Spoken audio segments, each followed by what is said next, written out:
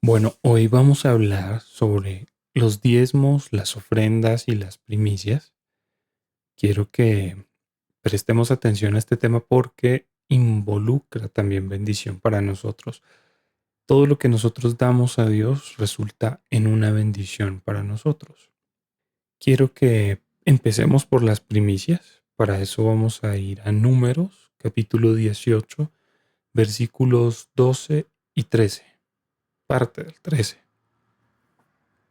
Dice así: También te doy las ofrendas de la cosecha que el pueblo presenta al Señor, lo mejor del aceite de oliva y del vino nuevo y del grano. Todas las primeras cosechas de la tierra que el pueblo presente al Señor te pertenecen. Para ponernos en contexto, aquí Dios está hablándole al pueblo de Leví, pues a la tribu de Leví, corrijo. Mm, y aquí es donde Él les está diciendo las primicias son parte del sustento que yo les doy, así como también más adelante vamos a ver que eran los diezmos, pero este en particular, las primicias, no hay una como una medida en la Biblia para esas primicias, es decir, no corresponde a un porcentaje, pero más o menos podemos estimar que es un 2%, porque si vemos la fiesta de primicias que ocurre después de Pascua, vamos a notar que eran llevar unas gavillas o llevar una gavilla delante del sacerdote como primicia. Y una gavilla es básicamente un manojo, un porcentaje muy pequeño de toda la cosecha total. Entonces podemos notar que es un porcentaje pequeño que podría corresponder más o menos al 2%. ¿Puede ser menos? ¿Puede ser más? Claro que sí. Vamos a leer otro versículo que está en Éxodo 34, 26. Éxodo capítulo 34, versículo 26. Cuando recojas tus cosechas, lleva a la casa del Señor tu Dios lo mejor de la primera cosecha. Esas son las primicias. Hoy para nosotros las primicias van a ser como esas primeras cosas, eso primero que recibimos, ese primer salario, digamos, pero van a ser pues una parte de ese salario, ¿no? Va a ser una parte representativa, una pequeña parte representativa de ese primer salario, de ese negocio nuevo, de ese emprendimiento nuevo. Esas son las primicias de estas cosas. Mm, También hay momentos para entregar primicias que corresponden más o menos a las tres festividades, a las principales, que son Pascua, Pentecostés y Tabernáculos, que corresponden a Pesaj, Shavuot y Sukkot en hebreo. Eran fiestas en las que se llevaban primicias porque coinciden con momentos de cosecha. Entonces se entregaban primicias, sobre todo para Pascua y para Shavuot había más o menos esos momentos. Para nosotros las primicias deben ser una acción de gracias en respuesta a la bendición de Dios en esos primeros resultados de nuestro trabajo, y debemos llevar lo mejor de eso, una parte representativa de eso. Y por supuesto, al igual que los diezmos, son una bendición muy grande.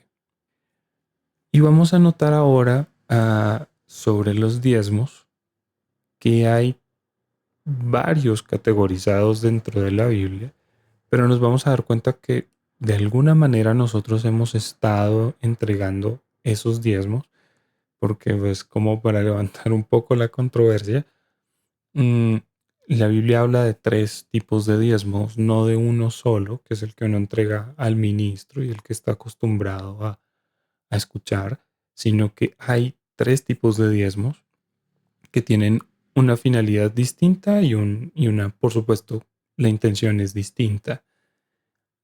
Pero para tener eso muy presente, quiero que pensemos que son cosas que nosotros ya hacemos, entre comillas. Lo que pasa es que ahora tenemos que apartar ese dinero, tenemos que poner intencionalidad en esos dineros y nos vamos a dar a cuenta de unas cosas maravillosas que ocurren, sobre todo con el segundo diezmo. Pero entonces vamos a empezar. De eso que recibimos se sacan las primicias. Aproximadamente un 2%, puede ser menos, puede ser más, según esté en usted darlo, según Dios haya puesto en su pensamiento, en su corazón hacerlo. Así puede hacer. Que si solo se pueden dar más o menos en las festividades, sí, pero también las puede dar en cualquier otro momento si es que usted recibe algo en un momento distinto. Entonces puede entregar primicias con ese, pues, en ese momento. Después de haber sacado de eso las primicias, sacamos el 10% que corresponde a el diezmo. Antes de continuar, cabe aclarar que las primicias solo se dan una vez frente a lo que yo he recibido. Por ejemplo, un trabajo nuevo del cual me acaban de pagar mi primer salario. Yo pago primicias de ahí, pero ya no las vuelvo a pagar de, digamos, de ese empleo, entre comillas, a no ser de que me asciendan, a no ser de que cambie mi salario, etcétera. Bueno, luego vamos a tener los diezmos, el primer diezmo, y vamos a separar ese 10%. Y ese diezmo es el que nos habla Números capítulo 18, versículo 21, que dice, ten en cuenta que yo he dado a los hijos de Leví todos los diezmos en Israel por heredad, a cambio de su ministerio en el cual sirven, el ministerio de la tienda de reunión. Todo esto lo estoy leyendo en la Biblia Nueva, Biblia de las Américas, por si no coinciden con las que tienen, pero debería ser similar. Este primer diezmo es ese que está hablando en Números 18 y es el que habla como lo que se le paga, entre comillas, a la tribu de Leví por el servicio que prestan a Dios y al pueblo. Recordemos que en tiempos de, pues, de Moisés y el pueblo de Israel en el desierto, cuando estaban próximos a entrar a la tierra, el Señor les dice que deben repartirla según el tamaño de la tribu y según todas estas cosas. Una vez repartida la tierra, Dios ya les había dicho que la tribu de Leví no tendría tierra dentro de Israel. Habría ciudades apartadas para ellos, como y ciudades en las que vivirían junto con el pueblo. Mm, habría también, pues, el tabernáculo en su momento y el templo cuando ya fue construido, donde ellos servían, pero no tenían tierra propia, tierra productiva propia. ¿Esto por qué? Porque la tierra representa, sobre todo para ese momento, representa ese sustento, representa la forma de subsistir. Entonces, todas las demás tribus tenían su porción de tierra de acuerdo a su tamaño, mm, pero pues eran tierras productivas. La gente entonces sembraba y cosechaba y de ahí entregaba diezmos, de ahí entregaba ofrendas, junto con, pues, con lo de su ganado y después con lo de la pesca y el comercio. Pero Leví no tenía esa tierra. Entonces no podían, digamos, subsistir por sí mismos, no podían sustentarse. Entonces Dios les dice, como ustedes van a servir, yo los aparté para mí y ustedes van a vivir prácticamente sirviendo, ministrando delante de Dios al pueblo, a ustedes les corresponderá entonces esto. Los diezmos, las ofrendas y las primicias del pueblo de Israel son para ustedes ese sustento. Mm, digamos que dentro de todo ese orden, pues entendemos que dentro de la tribu de Leví había como tres posiciones: levitas, sacerdotes y el sumo sacerdote. Eh, los levitas inclusive reciben estos diezmos del pueblo de Israel y de eso ellos diezman a los sacerdotes y al sumo sacerdote. Ya lo vamos a leer. Pero entonces todo esto era el sustento de, de Leví. Vamos a leer. Números capítulo 18, versículo 26 dice, también hablarás a los levitas y les dirás, cuando reciban de los israelitas los diezmos que de ellos les he dado a ustedes por su heredad, ofrecerán de ello una ofrenda al Señor, el diezmo de los diezmos. Es decir, de los diezmos que ellos recibían, separaban una décima parte que entregaban a los sacerdotes y entregaban, por supuesto, al sumo sacerdote. Mm, Dios explicará luego para ellos que esto les sería contado como si fuera el producto de su tierra o de su ganado o de eso que Dios les hubiese dado, pues el equivalente a la heredad que le dio a las demás tribus. Mm, y es importante resaltar eso porque es de ahí de donde vienen nuestros diezmos, de el lugar, de la fuente desde donde nos sustentamos, nuestro trabajo principal, las cosas que, bueno, el principal y en general de todo lo que ganamos, pero deben venir del sustento, de una posición de sustento, no de lo que nos sobra, sino del sustento. Entonces, separamos un 10% de todo lo que ingresa, pues en dinero en este caso, eh, y eso lo separamos para Dios en ese primer diezmo. Y eso se entrega hoy en día a los ministros de Dios que sirven en las iglesias, a los misioneros y demás, que es el lugar donde estamos yendo a alimentarnos espiritualmente. Entonces, una iglesia que nos presta diferentes servicios, como el escuchar una prédica, el tener servicios de sanidad, servicios de alabanza, demás cosas que pueda haber entre las diferentes reuniones, es ahí donde nos congregamos y por supuesto es ahí donde entregamos los diezmos. Bueno, pero recordemos que eso viene del sustento, no de lo que me sobra. Ya más adelante vamos a hablar de qué pasa si yo no tengo nada con lo que diezmar. Pero vamos a continuar.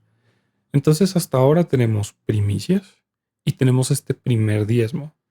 Pero vamos a ver cómo la Biblia nos habla entonces de otros tipos de diezmos. Ya vimos que el primero es para los levitas.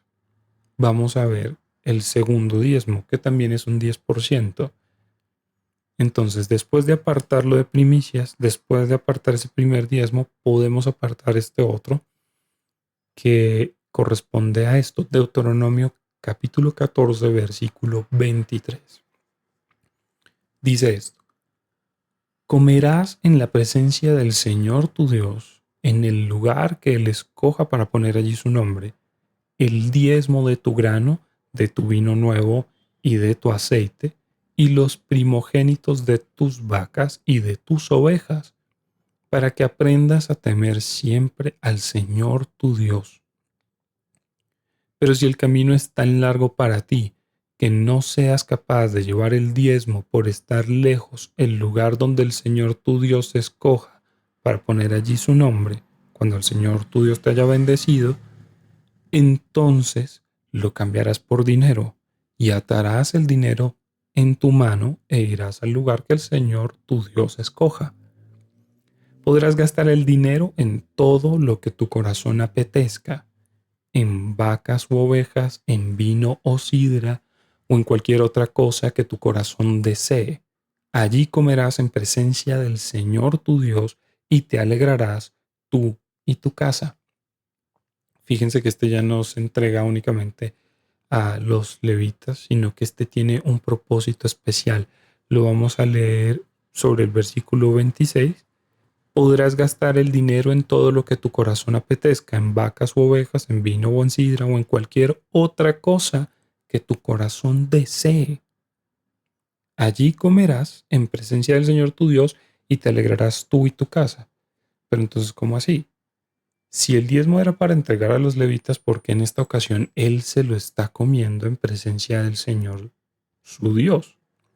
Y es porque este diezmo es distinto al anterior. Este diezmo tiene el propósito de que usted pueda gastar ese 10% en usted mismo, en su, como dice ahí, y te alegrarás tú y tu casa, es decir, usted mismo y su familia, y alegrarse delante de Dios. Es decir, Dios le está pidiendo que separe un dinero de lo que usted recibe específicamente para invertir en aquello que le traería alegría, que le traería gusto, algo que usted anhele tal vez, y esto lo va a disfrutar delante de Dios. ¿Y eso cómo se hace? Se hace separando ese dinero con esa intención, o sea, para ese disfrute en mi familia, amigos, tal vez yo solo, no lo sé, según pues la preferencia, pero era para ese disfrute delante de Dios. Es decir, yo tomo eso y le digo, Señor, gracias por eso que tú has provisto, eso que has entregado en mi mano. Reconozco que esto viene de ti y nos alegramos porque nos permites darnos estos gustos, alegrarnos en ti por lo que nos das. Y entonces es ese reconocimiento de eso que Dios nos entrega para nuestro sustento y para nuestra alegría, para nuestro provecho, para nuestro disfrute. Entonces, ese diezmo es básicamente inviértalo en usted mismo, reconociendo a Dios en ese algo que usted está invirtiendo y alegrándose por eso, dándole agradecimiento y alegría pues, a Él por eso que está recibiendo. Básicamente es un diezmo con el único propósito de disfrutar. Y fíjense que Él señala eso de en presencia del Señor tu Dios y te alegrarás tú y tu casa. Y antes dice en el 23, al final del 23, para que aprendas a temer siempre al Señor tu Dios. Esto es como para siempre reconocer a Dios en todo lo que nos da. Mm, y pues además para tener ese disfrute. Entonces Dios, al igual que el sábado, al igual que Shabbat, que parecen unas cosas un poco extrañas donde el Señor dice, dejen de trabajar y este día lo van a usar para descansar. Es casi como una obligación descansar. Acá está diciendo, van a apartar parte de su dinero para su disfrute, como un mandamiento, como algo que se debe hacer. Y es porque nosotros siempre incurrimos en excesos en nuestra avaricia o en cualquier otra cosa que nos pueda llevar a eso, a no detener nuestro trabajo, estar constantemente trabajando o a malgastar nuestro dinero. Y el malgastar no solamente es derrocharlo en nuestro propio disfrute, sino que a veces puede ser el lado opuesto, puede ser el lado de todo lo ahorro, todo lo invierto, todo, digamos que lo llevo y lo pago en deudas y demás cosas, y no pude disfrutar de eso que Dios me dio. Es decir, de alguna manera sí, pero Dios dice aparte al menos un 10% en que usted se pueda alegrar en ese sustento que yo le estoy dando. A mí me parece increíble, a mí me parece muy bonito que Dios esté pidiendo este tipo de cosas porque lo mantienen a uno centrado en equilibrio. Aprender a descansar también, aprender a disfrutar de lo que Dios nos está dando y pues reconociéndolo a Él en ese proceso, que me parece simplemente algo increíble. Pero entonces vamos a hablar, al principio estábamos hablando de 3 diezmos, así que vamos a hablar de ese tercer diezmo y vamos a encontrarlo, vamos a leer Deuteronomio capítulo 14, pero ese está en los versículos 28 y 29. Y esto dice así, al fin de cada tercer año sacarás todo el diezmo de tus productos de aquel año y lo depositarás en tus ciudades. Y vendrá el levita, que no tiene parte ni herencia contigo, también el extranjero, el huérfano y la viuda que habitan en tus ciudades, y comerán y se saciarán para que el Señor tu Dios te bendiga en toda obra que tu mano haga. Entonces, si se dan cuenta, este ya habla inclusive de un tiempo, cada tercer año. Ese cada tercer año corresponde a un ciclo que el Señor había establecido de 7 años. Lo podemos leer también en Deuteronomio, la tan famosa Shemitah o el año en el que descansa la tierra, que era el séptimo año, que él decía, el séptimo año no van a trabajar la tierra, no van a sembrar para cosechar, no la van a tocar, van a permitir que la tierra descanse. Eso sucedía cada 7 años. Es decir, que los otros 6 se podía trabajar la tierra, y esto es por eso la cuenta que le hace acá, cada tercer año, es decir, cada tercer año de ese ciclo. Entonces correspondería al tercer año y al sexto año se recogía este diezmo que tenía una finalidad específica. Iba a parar a las manos de el levita que no tiene parte ni herencia contigo. Ese es el levita que no necesariamente servía para mí, que no habitaba en mis ciudades ayudándome pues en todo el tema de ofrecer estos diezmos y ofrendas que debía llevarse al templo, sino que vivían en otros lugares. El huérfano, la viuda que habitan en tus ciudades y pues también el extranjero, ¿no? Que mencionan ahí. Entonces este diezmo iba con la finalidad de ir a parar a las manos de, digamos, poblaciones vulnerables. El extranjero que tal vez no tenía dónde quedarse, que tal vez no tenía cómo subsistir en la tierra de Israel en ese momento, el huérfano que también no tenía forma y la viuda que necesitaba tal vez ayuda.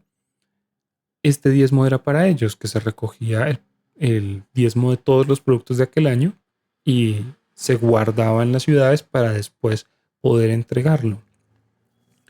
Hoy como no tenemos ni estos ciclos, es decir, solamente recientemente ciertas comunidades judías iniciaron un conteo de ese año de Shemitah.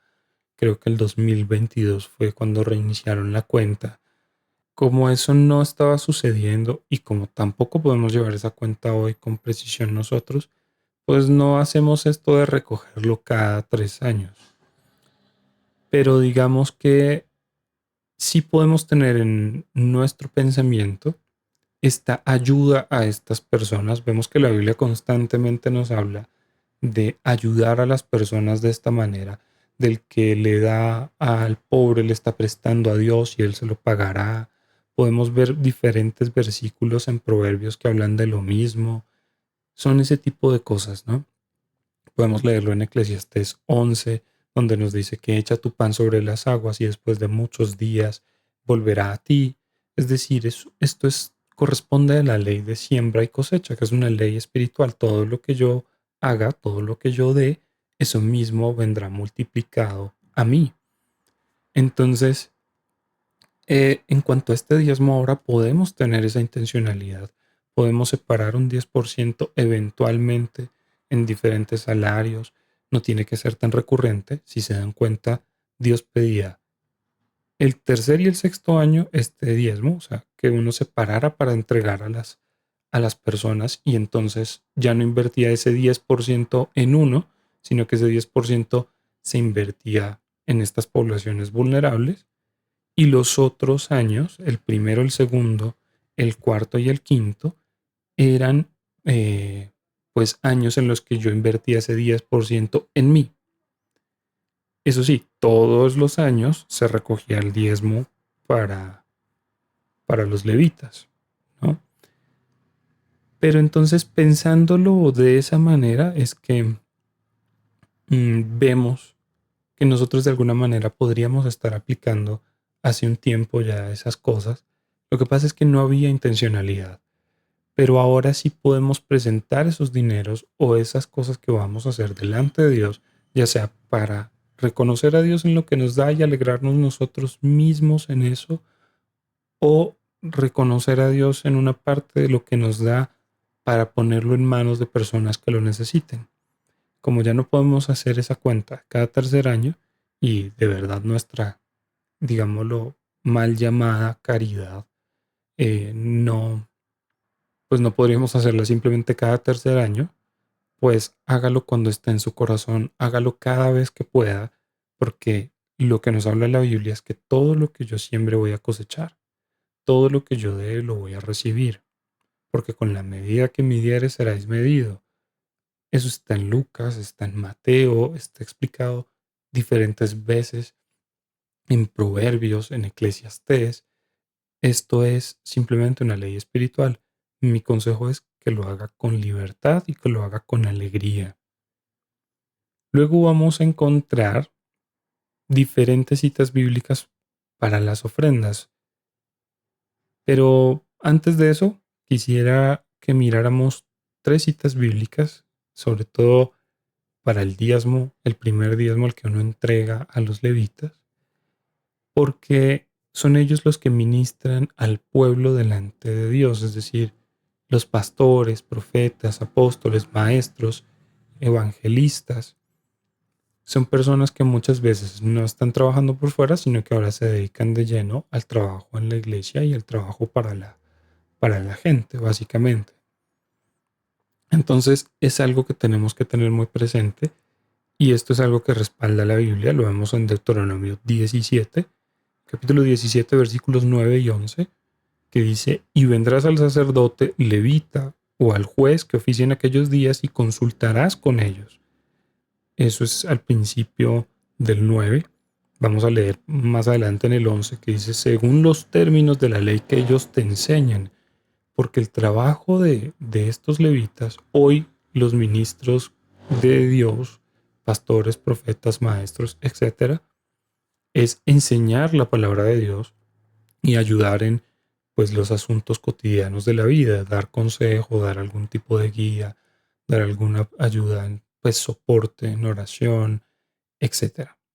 Luego vamos a leer en Nehemías capítulo 8, versos 8 y 9, que dice: y leyeron en el libro de la ley de Dios, interpretándolo y dándole el sentido para que se entendieran, pues para que entendieran la lectura.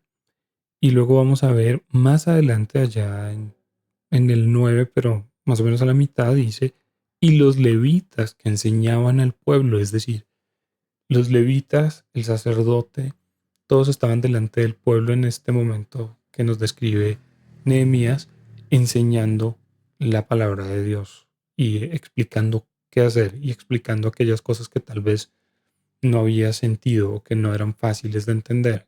Ese es su trabajo. Después vamos a leer, este sí lo voy a leer completo, que está en Deuteronomio capítulo 33, verso 8 y 10, que dice, bueno, 8 al 10, dice: de Leví dijo: tu Tumim y tu Urim sean para tu hombre santo, a quien pusiste a prueba en Masá, con quien luchaste en las aguas de Meriba, el que dijo de su padre y de su madre: no los conozco, y no reconoció a sus hermanos, ni consideró a sus propios hijos, porque obedecieron tu palabra y guardaron tu pacto. Ellos enseñarán tus ordenanzas a Jacob y tu ley a Israel. Pondrán incienso delante de ti y holocaustos perfectos sobre tu altar. Quiero como dar una pequeña explicación a lo que antes se mencionó, que dice que no conoció a su padre, a sus hermanos, etc.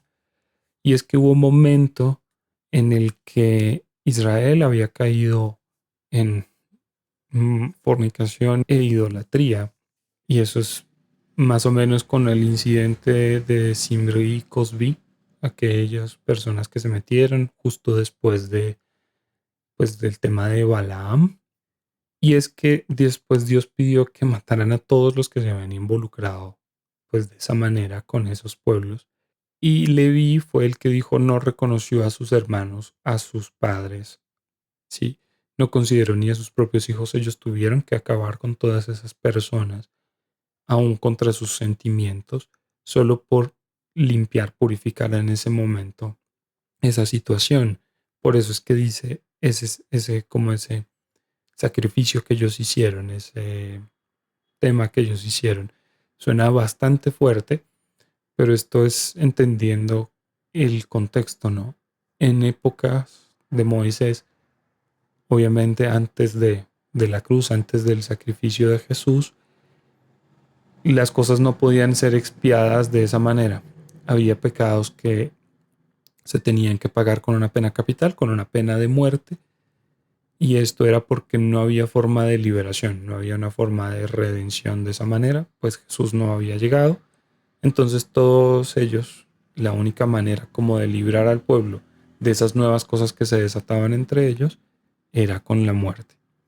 Porque pues todos esos comportamientos eh, provocan la manifestación de espíritus en medio de ellos que después iban a afectarlos a todos. Entonces la única manera de deshacerse de eso era matando a las personas que se contaminaron en esos pecados, porque no había redención. Eso es lo difícil y por eso agradecemos tanto el sacrificio de Jesús, porque ahora no es necesario matar a nadie, sino que con el arrepentimiento y la liberación se puede salir de eso. Bueno, luego vamos a leer en Malaquías, capítulo 2, versículo 7. Pues los labios del sacerdote deben guardar la sabiduría y los hombres deben buscar la instrucción de su boca, porque Él es el mensajero del Señor de los ejércitos. Entonces son personas que Dios utiliza, por supuesto, como en todo, hay personas avaras, hay personas maliciosas, hay personas con malas intenciones, que se hacen pasar por pastores, que se hacen pasar por profetas y están solo persiguiendo el dinero, pero hay otras personas que dedican su vida, dedican su tiempo a buscar a Dios para en la lectura de su palabra, en oraciones, en ayunos, en demás, pues, disciplinas espirituales para después poder servir, ayudar a las personas que asisten a una iglesia. Entonces es por eso que ellos se dedican a eso y agradecemos en todos ellos esto que hacen. Vamos a encontrar luego las ofrendas. Esto es algo voluntario. Esto es algo que se hacía así. Bueno, se hacía sobre todo después de presentar sacrificios de expiación y habían ofrendas pues de paz, ofrendas de gratitud, entre comillas. Vamos a leerlos de otras maneras. Si usted quiere ahondar más en el tema, eso está en Levítico capítulo 5 en adelante, bueno, del 1 al 5 corrijo, en adelante inclusive el 6 donde se habla de todo esto. Pero vamos a leer en Éxodo capítulo 25 versículo 1 lo que dice el Señor. El Señor habló a Moisés y le dijo, dile a los israelitas que tomen una ofrenda para mí. De todo aquel cuyo corazón le mueva a hacerlo, ustedes tomarán mi ofrenda. Por ejemplo, esa fue la ofrenda que se recogió para la construcción del tabernáculo en tiempos de Moisés. Del corazón salían las personas a entregar algo para poder construir ese templo. Las ofrendas, al igual que los diezmos, todas estas cosas que se entregan en una iglesia, construyen. El lugar debe servir para construir ese sitio, la comunidad. No solo el edificio, sino construir todas las cosas que van a ser de provecho para todos. Bueno, vamos a leer 2 Corintios, capítulo 9, versículos 6 y 7. Pero esto digo, el que siembra escasamente, escasamente también segará. Y el que siembra abundantemente, abundantemente también segará. Que cada uno dé como propuso en su corazón, no de mala gana ni por obligación, porque Dios ama al que da con alegría. Estos ya son versículos que vamos a leer para hacer referencia a eso que comentaba hace un momento, que todo lo que damos vuelve a nosotros. Entonces, que podamos sembrar con generosidad, con alegría, que usted pueda disponer de un dinero que voluntariamente dé, aparte de sus diezmos, para esto, porque además esto lo va a volver a cosechar, esto va a volver a su vida en otras maneras, quizás, no tal vez en dinero, pero pueda volver en esas cosas que usted ha estado pidiendo en oración al Señor, pueda volver en forma de alegría, de paz, de tranquilidad, pero eso es voluntario. Finalmente, los ministros no estamos para obligar a la gente a dar diezmos y ofrendas. Eso también es voluntario.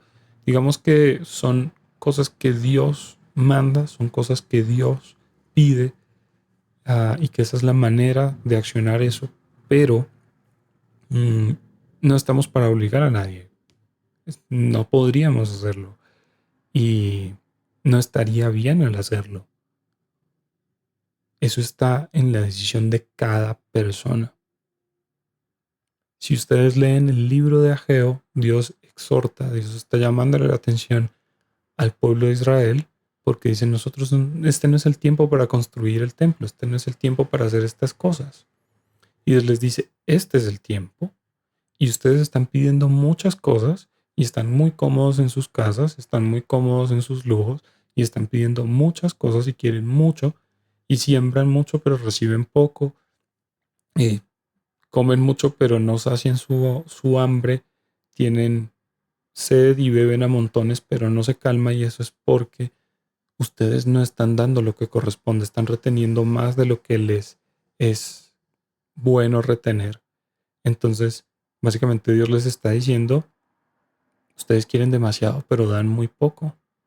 Entonces, eso está en manos de cada quien. Realmente los pastores, los profetas, los demás ministros son sustentados por la mano de Dios. Ellos también pueden pasar dificultades y son muchos los que las pasan. Me refiero en el ámbito económico, pero mm, eso está es en manos de Dios. La obediencia suya es clave para cumplir como con todo este ciclo, con todo este proceso, pero es una obediencia que es entre usted y Dios. No debería un ministro interponerse y obligarlo. Un ministro debe enseñar, que es justo lo que estamos haciendo ahora. Estamos explicando estas cosas para que usted pueda pesarlas en su corazón y pueda tomar una decisión más informada. Vamos a leer otro que dice Proverbios capítulo 11 versículo 24, que dice, hay quien reparte y le es añadido más, y hay quien retiene más de lo que es justo solo para venir a menos. Todo esto lo estoy leyendo en la versión de la Nueva Biblia de las Américas para que tengan presente. Luego encontramos a Lucas capítulo 6 versículo 38 que dice, den y les será dado. Medida buena, apretada, remecida y rebosante, vaciarán en sus regazos, porque con la medida con que midan, se les volverá a medir. Vamos a encontrar luego en Lucas capítulo 16, versículos del 10 al 13. El que es fiel en lo muy poco, es fiel también en lo mucho. Y el que es injusto en lo muy poco, también es injusto en lo mucho. Por tanto, si no han sido fieles en el uso de las riquezas injustas, ¿quién les confiará las riquezas verdaderas? Y si no han sido fieles en el uso de lo ajeno, ¿quién les dará lo que es de ustedes? Ningún siervo puede servir a dos señores, porque aborrecerá a uno y amará al otro, o se apegará a uno y despreciará al otro. No pueden servir a Dios y a las riquezas. Muchas veces el impedimento que nosotros tenemos para dar con libertad y ni siquiera pensando en diezmos u ofrendas es el pensar y qué va a pasar con nosotros. O yo podría hacer con este dinero, podría comprarme esto y aquello o hacer esto y aquello. Y no ayudamos generosamente o ayudamos parcialmente o a veces ni siquiera ayudamos a otras personas, ni siquiera a nuestra propia familia. Mm, Y eso es algo que tenemos que poner hoy en nuestro pensamiento. Realmente, ¿qué hacemos con nuestro dinero? Porque finalmente no es del todo nuestro, son cosas que Dios pone en nuestras manos para que nosotros podamos ejercer justicia, misericordia, bondad aquí en la tierra. Mm, Y debe estar en nuestro pensamiento hacer esto. Y recordando que todo lo que demos volverá. No se angustie por eso. Realmente es un principio bíblico. Y va a ser mucho mejor para usted y una liberación para usted el poder dar con generosidad. Porque yo no sé, seguramente a muchos les ha pasado. Muchos hemos tenido esa experiencia. Que damos y no vemos reflejado que podamos recibir inmediatamente eso que dimos por otra vía. Pero la satisfacción, la alegría de dar, de poder eh, ayudar a alguien en una dificultad, es bastante más valiosa, creo yo. Por eso es que dice la Biblia, mejor es dar que recibir. Eh, y pues se obtiene un doble beneficio. El hecho de satisfacer a esa persona, pero satisfaciendo también uno su corazón, alegrándose en eso. Entonces, no nos detengamos quizás en ese pensamiento de escasez, de si lo entrego, entonces ¿qué va a hacer de mí? No voy a tener para esto, o aquello. Obviamente hay que ser prudentes, pero sepa que cuando usted da, usted también recibe de muchas maneras.